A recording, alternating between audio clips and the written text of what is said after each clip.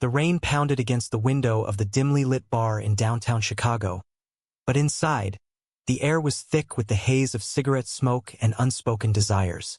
Casper Thompson, a 28-year-old software engineer with a life meticulously planned around code and coffee, nursing his third whiskey, locked eyes with the stranger across the room. In that instant, as the man approached with a confident stride and a smile that cut through the noise, Casper felt a jolt he hadn't anticipated. A casual hookup, he told himself, nothing more. But as their conversation flowed from small talk about the brutal Midwest winters to shared laughs over failed dating apps, Casper found himself drawn in deeper. The man introduced himself as Ryan Ellis, a 27-year-old architect from a prominent family in the suburbs, with piercing blue eyes that seemed to hold secrets. They left together that night, the city lights blurring into streaks as they hailed a cab to Casper's apartment. What followed was a connection that felt electric, raw, and unexpectedly intimate. Not just physical, but a vulnerability Casper hadn't allowed himself in years. By morning, as Ryan slipped out with a hurried kiss and a promise to text, Casper convinced himself it was over, a one-night stand to file away in the recesses of his mind. Weeks passed and Ryan did text, sporadically at first, then with increasing urgency. Late-night messages turned into stolen afternoons in hidden cafes, where they talk about everything from their dreams to the suffocating expectations of their families. Casper, raised in a conservative household where his sexuality was a whispered shame, had come out in college only to face rejection from his parents. He built walls high, focusing on his career at a tech firm, avoiding anything that could disrupt his fragile stability.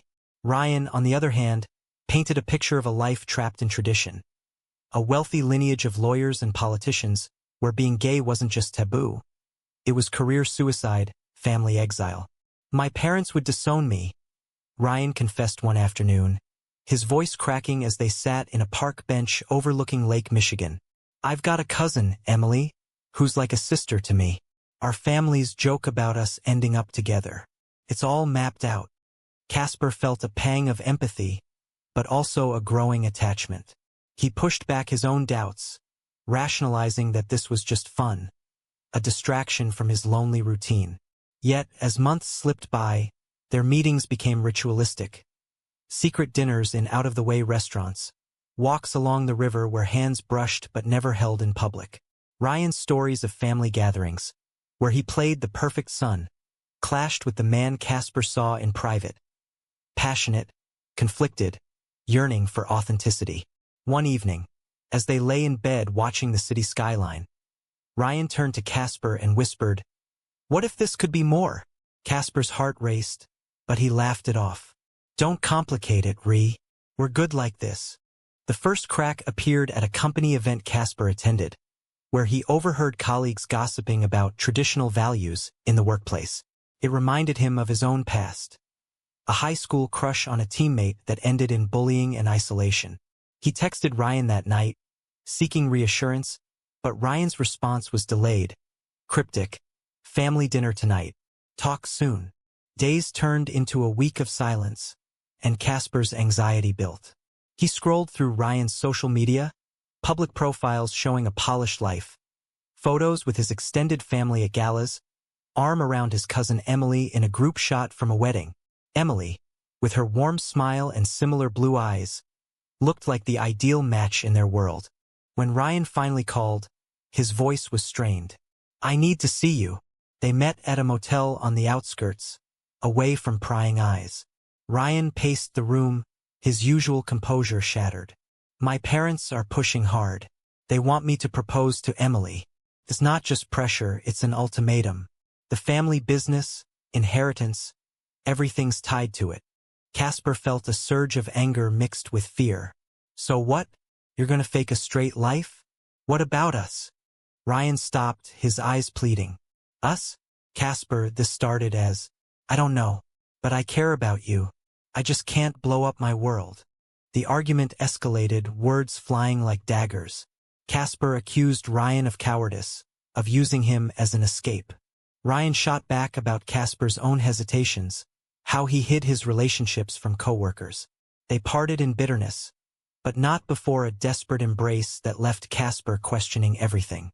Back home, he stared at his phone, debating whether to block Ryan. Instead, he waited, hoping for a sign that their connection meant something real. As winter gave way to spring, sporadic reconciliations followed. Ryan would show up unannounced, full of apologies and promises of change.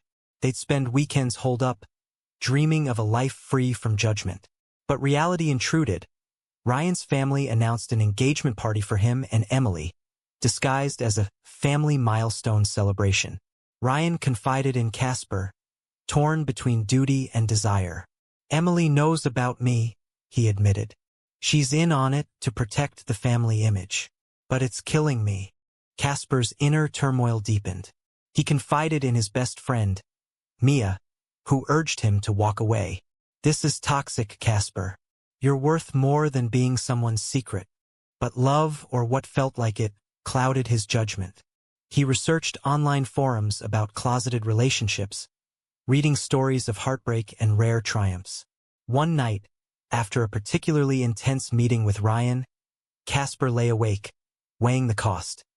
His emotional health versus the thrill of forbidden affection. The turning point came at a charity gala Ryan invited him to, as a friend. Dressed in suits, they navigated the crowd separately, stealing glances. But when Ryan's father pulled him aside for a toast praising the upcoming union with Emily, Casper overheard it all from across the room.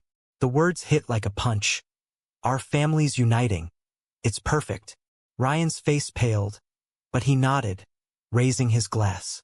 Casper slipped out, heart pounding, realizing the depth of the deception. Driving home, tears blurring his vision, Casper vowed to end it. But Ryan's call came immediately. "Please, don't leave me." They met in a parking lot, rain soaking them as Ryan confessed his love for the first time. "I can't do this without you."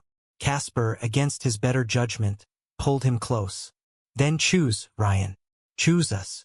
The weeks following that rainy confrontation were a whirlwind of whispered plans and mounting tension. Ryan promised to delay the engagement, buying time to figure out an exit strategy. He spoke of moving to another city, perhaps San Francisco, where acceptance was more commonplace. Casper, buoyed by hope, started researching job transfers, imagining a life where they could walk hand in hand without fear. But beneath the optimism lurked doubt. Ryan's family was influential, with ties to local politics and business.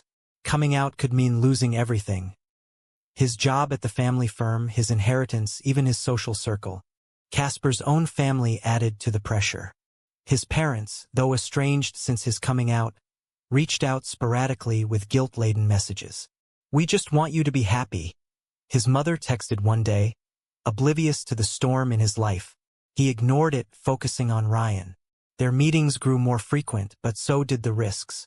One afternoon, as they lunched in a quiet suburb, Ryan's phone buzzed incessantly. Calls from Emily. "She's worried," Ryan explained. "Our families are planning the wedding already. Invitations are being designed." The revelation stunned Casper. "Wedding? You said it was just talk." Ryan's face crumpled. "It is, but they're moving fast. Emily's going along to buy me time." Casper felt betrayed, a knot forming in his stomach. "Time for what?" "To string me along." The argument spilled into the street, voices raised until passers-by stared. Ryan grabbed Casper's arm, pulling him into an alley. "I love you, Casper, but if I come out now, it'll destroy everyone. My parents, Emily's reputation. She's covering for me." That night, Casper researched arranged marriages in modern America, stumbling upon stories of queer individuals trapped in heterosexual facades. It mirrored Ryan's plight, but empathy warred with self-preservation. He met Mia again, spilling the details over coffee. "He's marrying his cousin? That's messed up." Mia's eyes widened. "Cousin? Casper, that's not just family pressure. That's borderline incestuous in some views, even if legal." Casper defended Ryan. "They're distant cousins, and it's all for show." "But yeah, it's wrong." The moral quandary gnawed at him. Was he enabling deception? What about Emily? Did she deserve this charade? Ryan later revealed more. Emily was straight but supportive, agreeing to the marriage as a temporary shield while Ryan planned his escape. "We'll annul it later," he said. But Casper saw the flaws, legal ties, emotional entanglements. Their next encounter turned heated, Casper demanding transparency. "Tell me the truth. Do you love her?" Ryan shook his head vehemently. "No, it's you. Always you." As summer approached, the family's insistence peaked. Ryan's father scheduled a private meeting, pressuring him about settling down. Ryan confided the details to Casper afterward, trembling. "He said if I don't marry Emily, I'll be cut off. No job, no home." Casper's heart ached, but he pushed back. "Then let it happen. We'll build something new." Ryan hesitated, eyes downcast. "It's not that simple. My mother's health, she's fragile. This could break her." The internal conflict raged in both men. Casper began therapy, unpacking years of internalized homophobia and abandonment issues. His therapist challenged him, "Are you fighting for love or avoiding loneliness?" Meanwhile, Ryan journaled his thoughts, torn between filial duty and personal truth. Their relationship strained under the weight, arguments interspersed with moments of profound connection. One weekend getaway to a cabin in Wisconsin offered respite. They hiked, cooked, shared dreams. "I want a life with you," Ryan said by the fire. Casper believed him, but doubt lingered. Back in Chicago, reality crashed down.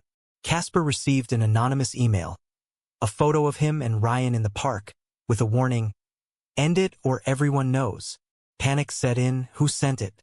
Ryan suspected a family investigator, hired to ensure his path. The betrayal stung. Ryan's family was spying on him. "I have to play along more," Ryan decided. "Announce the engagement publicly." Casper exploded. "No, that's crossing a line." But Ryan, desperate, begged for understanding.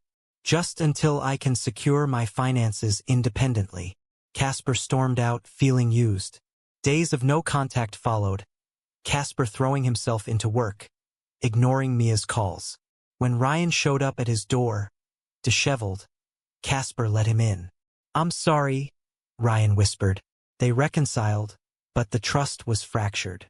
The engagement party loomed, a lavish affair at the family estate. Ryan invited Casper covertly, as a business associate.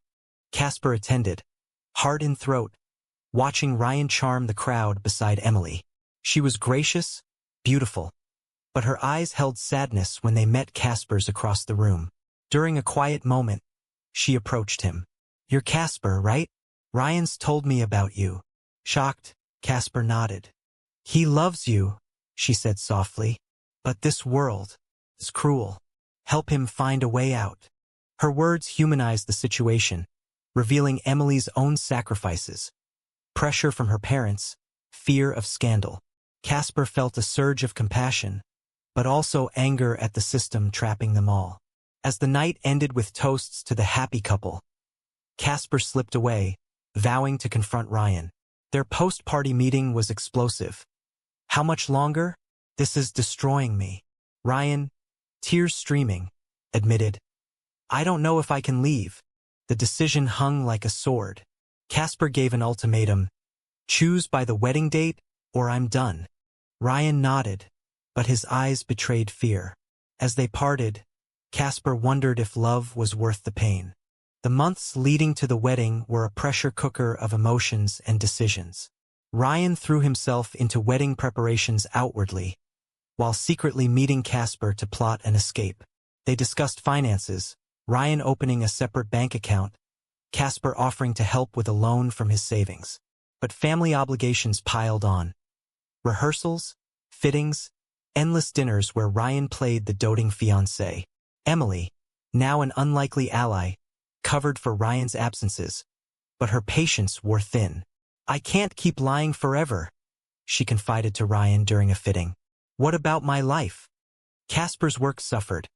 He missed deadlines, his boss noticing the distraction. "Everything okay at home?" she asked. Casper lied. "Family stuff." In truth, his family had resurfaced. His sister called, inviting him to a reunion. "Mom and Dad miss you," she said. Casper declined, but it stirred old wounds. He dreamed of introducing Ryan to them one day, a fantasy that felt increasingly distant. Social prejudices amplified the strain. At a pride event Casper attended alone, he saw couples openly affectionate, envying their freedom. Online, he read about hate crimes and discriminatory laws, fueling his resolve.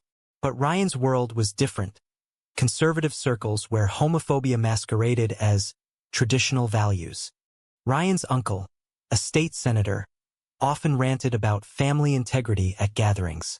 A major confrontation erupted when Ryan's father discovered suspicious withdrawals from the family account. He cornered Ryan. "What's going on? Are you in trouble?" Ryan deflected, but the suspicion grew. That night, he vented to Casper. "He's on to something. I need to accelerate." They planned Ryan's coming out after securing a new job.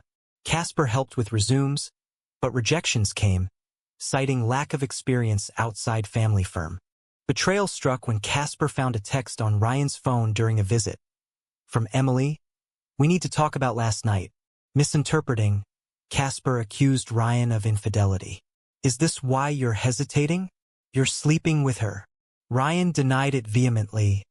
"No, we were discussing annulment options. She's my friend, Casper." The fight escalated, Casper leaving in rage. Days later, Emily met Casper secretly. "It's not what you think.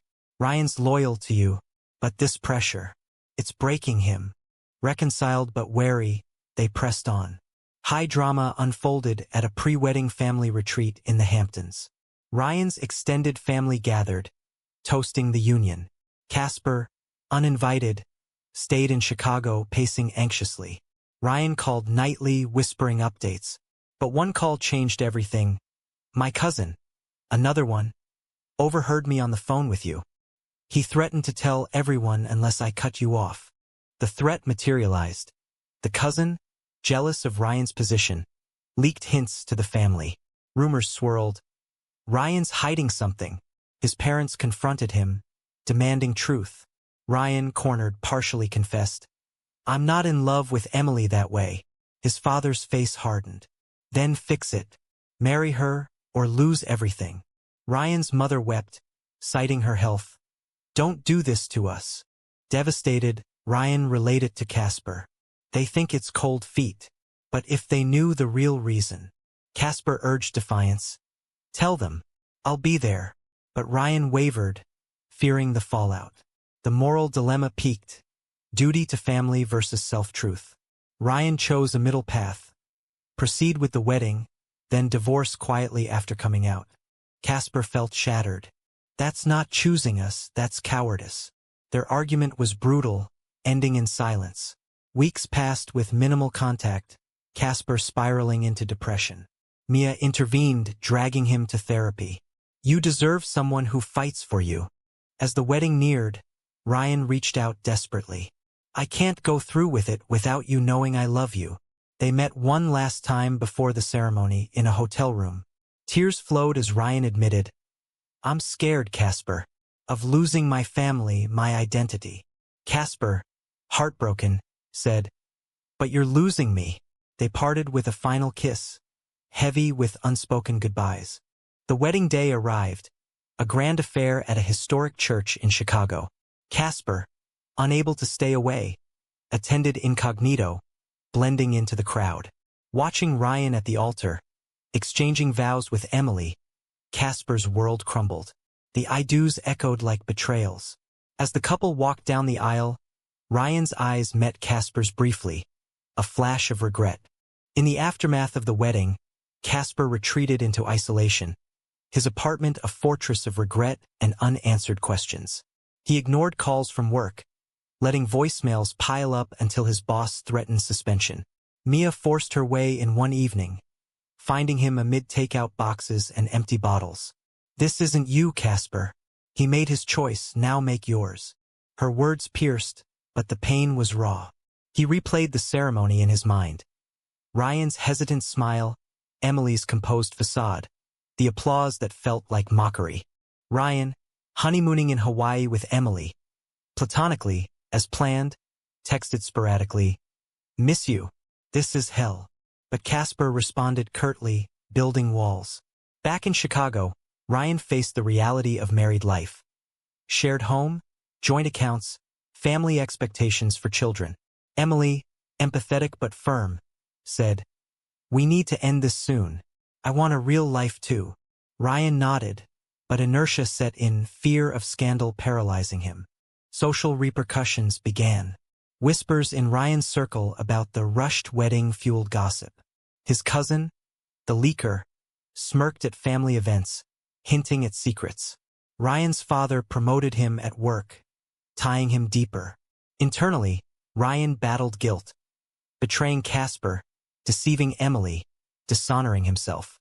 He sought therapy covertly, unpacking generational trauma. His grandfather's rigid legacy, his own suppressed identity. Casper, meanwhile, threw himself into self-improvement. He came out fully at work, surprising colleagues with his story. Support came from unexpected quarters, a gay mentor offering guidance. But nights brought torment. Dreams of Ryan, what-ifs haunting him.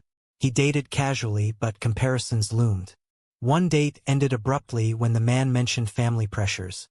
Casper bolted, triggered. A chance encounter reignited the flame. At a networking event, Casper spotted Ryan across the room.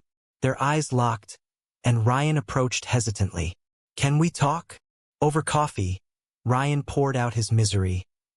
"The marriage is a sham. Emily and I sleep in separate rooms. We're planning the annulment." Casper's anger flared. "Why now? You watched me suffer." Ryan admitted, "I was weak, but losing you woke me up." They resumed contact cautiously, meetings laced with tension. Ryan detailed his plan. Secure independent finances, come out to family, divorce. But obstacles mounted. Emily's parents discovered the platonic nature, accusing Ryan of fraud. A family meeting turned ugly. Shouts, tears, disownment threats. Ryan's mother collapsed from stress, hospitalized with a panic attack. Blame fell on Ryan. "Your indecision did this." Guilt consumed him. He confided in Casper. "Maybe I should stay married, spare them." Casper, hurt, retorted, "And spare yourself the hard part?" The push-pull dynamic strained their bond. Emily, caught in the crossfire, met Casper again. "He's trying, but the family is toxic. Help him or let him go." Moral conflicts deepened. Was Ryan's delay justifiable or selfish? Casper questioned his own role, enabler or supporter. Society's lens amplified it. Media stories of fake marriages in conservative communities, debates on authenticity versus survival. High-stakes drama peaked when Ryan's cousin outed him anonymously to the family via email, attaching old photos with Casper. Chaos ensued. His father raged, "You're destroying our name." Mother pleaded, "Think of the children we'll never have." Ryan, cornered, confessed everything. Disownment followed. Fired from the firm, cut off financially. Homeless temporarily, Ryan crashed with Emily, who supported him. He called Casper. "It's done. I'm out." Casper, relieved yet cautious, offered his couch. Their reunion was emotional. Hugs, tears, promises. But reality hit. Ryan jobless, Casper strained financially. They navigated unemployment lines, therapy sessions, rebuilding. Betrayals lingered. Ryan's family sued for deception in the marriage, dragging Emily in. Court battles loomed, exposing private lives. Casper stood by Ryan, testifying if needed. The process awakened Ryan. "I paid the price, but I'm free." As they built a new life, cohabitating platonically at first, love rekindled slowly. But scars remained, trust issues, family voids. Casper's parents, hearing through his sister, reached out tentatively. An awkward dinner followed, bridges mending slightly. With the annulment proceedings underway, Ryan and Casper faced the legal labyrinth head-on. Lawyers dissected their lives. Ryan's closeted past, the sham marriage, family influences. Tabloids caught wind, sensationalizing wealthy heir's gay scandal. Social media erupted. Support from LGBTQ+ communities vitriol from conservatives. Ryan's former colleagues shunned him. Casper's workplace buzzed with gossip, testing his resilience. Inner awakenings emerged. Ryan volunteered at a gay youth center, channeling pain into purpose. "I hid too long," he told a group. Casper joined, finding solace in advocacy. Their relationship evolved, open dates, hand-holding in public, defying stares. But arguments flared over past hurts. "You chose them first," Casper accused. Ryan countered, "I was trapped. Forgive me." Family reconciliations were fraught. Ryan's mother visited secretly, torn between love and tradition. "I want to understand," she said, hugging him tentatively. His father remained distant, but cracks appeared. A neutral email wishing health. Emily, post-annulment, dated freely, thanking them. "You freed me too." Societal pressures persisted. At a protest against anti-gay legislation, Ryan spoke publicly, voice shaking. "I lost everything to live truthfully. It's worth it." Casper beamed proudly, but privately worried about backlash. Hate mail arrived, threats online. They installed security, bonding over shared vigilance. Moral debates intensified. Friends questioned Ryan's choices. Was marrying ethical? Ryan reflected. No, but desperation clouds judgment. Casper pondered his complicity. Waiting versus walking away. Therapy helped unpack it. Forgiveness as choice, not obligation. A pivotal confrontation occurred when Ryan's cousin apologized. Admitting jealousy drove the outing. "I was wrong." Ryan forgave, but boundaries set. This closure propelled growth. Ryan landed a job at a progressive architecture firm. Casper promoted for his candor. As autumn leaves fell, their life stabilized. Weekend trips, shared routines, cooking, laughing, loving without shadows. But echoes of trauma surfaced. Ryan's nightmares, Casper's trust lapses. They worked through it, committing to honesty. The ultimate test came at a family holiday. Casper's parents invited them both. Nervous, Ryan attended. Conversations were stilted, questions about lifestyle, awkward silences. But Casper's mother hugged Ryan. "If he loves you, we do too."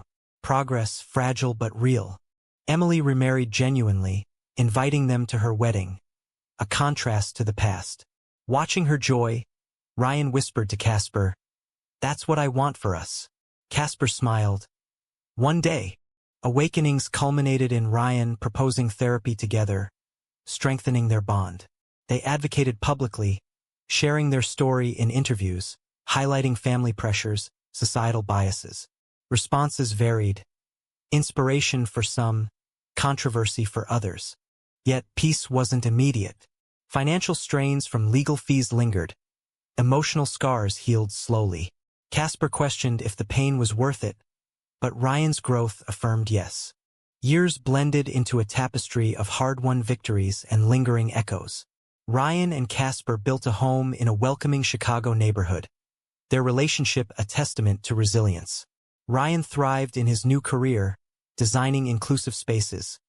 Casper advanced in tech, mentoring queer youth. They married quietly, surrounded by found family. Mia, Emily, supportive colleagues. Ryan's mother attended, a bridge to the past. His father sent a card, a tentative olive branch. But reflections on the journey brought debates. At dinner parties, friends probed. Was the deception justified? Ryan admitted flaws. "I hurt people, including myself.